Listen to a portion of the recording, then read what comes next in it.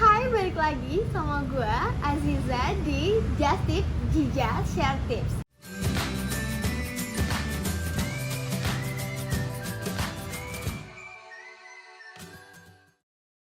Kali ini Just Tip bahas hal yang selalu jadi masalah di kita nih.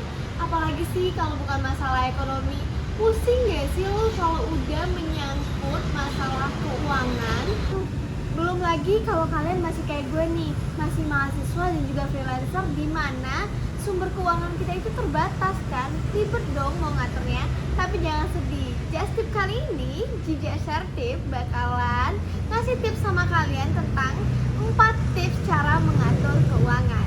Tapi sebelum kita masuk ke tips nih, ada baiknya kita pahami dulu yuk apa sih biasanya kesalahan kita dalam mengatur keuangan. Nah, kalau di zaman sekarang nih, biasanya generasi muda ini masih kurang paham mengenai finansial. Selain itu, masih bersikap konsumtif. Selain konsumtif juga masih suka nabung karena gaya hidup yang hedonisme. Selain itu juga nggak pikir panjang dalam menggunakan kredit card. Padahal nih, mereka tahu sumber keuangannya terbatas, tapi udah berani-beraninya pakai kredit card. Gimana tuh ya? Ya udah, gimana kalau kita langsung aja masuk ke 4 tips dalam mengatur keuangan. Yang pertama, buat budgeting bulanan. Apa sih budgeting bulanan? Nah, budgeting bulanan ini tuh dimana kita mengalokasikan dana kita itu per sub-sub gitu loh. Jadi kita kayak udah membaginya.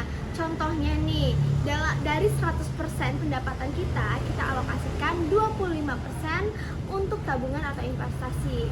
Lalu 50% untuk kebutuhan sehari-hari, lalu 10%-nya untuk me time atau untuk ya poya-poya lah kalau zaman sekarang ngomongnya, dan 15%-nya lagi untuk dana darurat.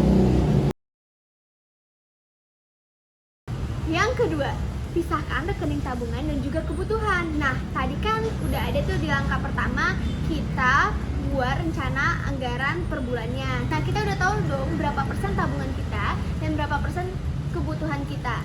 Nah, itu tuh kita harus pisahkan rekeningnya. Jadi, kalau misalnya biasanya kalian nyimpan uang di rekening, seenggaknya kalian punya 2 rekening. Satu untuk rekening tabungan dan satu untuk rekening kebutuhan yang kita pakai sehari-hari. Yang ketiga, rutin membuat laporan keuangan. Maksud laporan keuangan di sini itu bukan laporan keuangan yang ribet gitu ya, yang kayak akuntansi gitu. Di sini cuma simple kok, dimana kalian selalu mencatat pengeluaran dan juga pemasukan kalian. Dan aku sih kasih saran buat kalian biar catatnya itu per hari, lalu nanti kalian bisa akumulasikan per bulannya pengeluaran dan pemasukan kalian itu berapa. Terus dilihat tuh nanti antara pemasukan dan pengeluaran apakah imbang. Kalau memang sudah imbang, berarti kalian udah cukup baik untuk mengatur keuangan kalian. Tapi kalau memang belum imbang, seandainya nih pengeluaran lebih besar daripada pemasukan, berarti kalian harus evaluasi lagi. Dilihat lagi dari catatan yang kalian bikin per hari tadi, apa sih yang boros, di mana sih yang boros. Nah, kalau bisa kalian kurangin lah itu apa yang berlebihan di sana.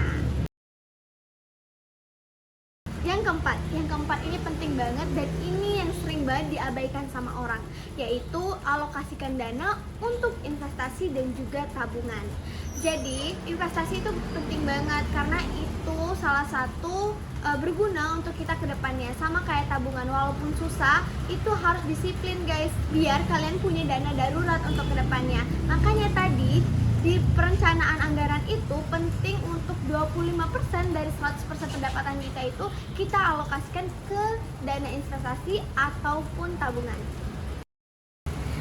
Nah, itu tadi mengenai permasalahan keuangan dan juga tips cara mengatur keuangan. Semoga bermanfaat dan thanks for watching. Jangan lupa like, comment, subscribe dan juga share ya. Oh iya, klik tombol loncengnya biar nggak ketinggalan just tip lainnya. Dah.